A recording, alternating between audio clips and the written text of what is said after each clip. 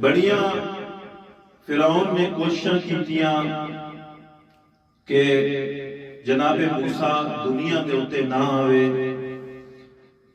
اس نے اعلان کر چھوڑا کہ جتنا بھی مقدس خواتین موجود ہیں انہاں دا الٹرا ساؤنڈ کیتا ونجے، انہاں دے بارے پتہ کیتا ونجے کہ کتنا مقدس خواتین حاملہ ہیں، اور انہاں دے دروازے دے اتے اپنے محافظ بلہا چھوڑے.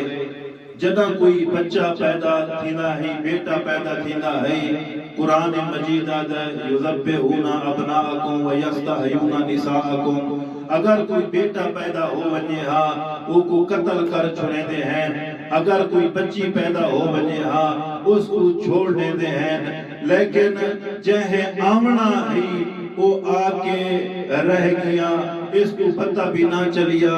جدہ جناب موسیٰ دنیا تے آئے، اللہ نے حضرت موسیٰ دی ماں کو خطاب کر کے فرمایا، اے موسیٰ دی ماں اپنے بیٹے موسیٰ کو توجہ دہنا، اپنے بیٹے موسیٰ کو صندوق چپا کے دریائے نیل دے حوالے کر چھوڑ. جناب موسیٰ صندوق دے وچ دریائے نیل دے حوالے ہو گئے. صندوق قصر فرعون دے نال آ کے ٹکرائی. جگہ بھی جناب آسیہ دی نگاہ پئی، جا کے صندوق کو چایا، جناب موسیٰ کو چایا، جناب موسیٰ کو چاہ کے ہاں دے نال لایا، اپنے قصر دے وچ گھنئی. جے نہیں جناب موسیٰ جناب آسیہ دے گود دے وچ رہن، بڑے آرام و سکون دے نال رہن. جناب فرعون نے جناب موسیٰ کو چایا، چاہ کے اپنے ہاں دے نال لاون دا ارادہ کیتا. جناب موسیٰ نے اپنا ایک ہاتھ فرعون دی داڑھی وچ پایا، ایک تھپڑ فرعون دے منہ تے رسید کر چھوڑا.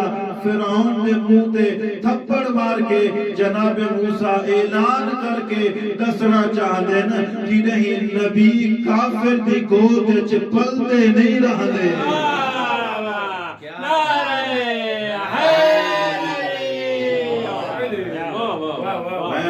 حضرت موسیٰ اعلان کر کے آکھنا چاہتے ہیں کہ نہیں نبی کافر دی گود وچ پلدے نہیں رہندے، کہ نہیں کافر دی گود وچ پلدے نہیں رہندے.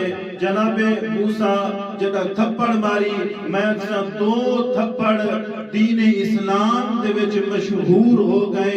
ایک تھپڑ جناب موسیٰ نے فرعون کو ماریا، دوسرا تھپڑ حیدر کرار نے ابو جاہل کو ماریا. جناب ابو جاہل کو تھپڑ ماریا، اتنا کوئی تھپڑ لگا ٹوٹا کیڑے پاسے آئی، دیتا کیڑے پاسے آئی.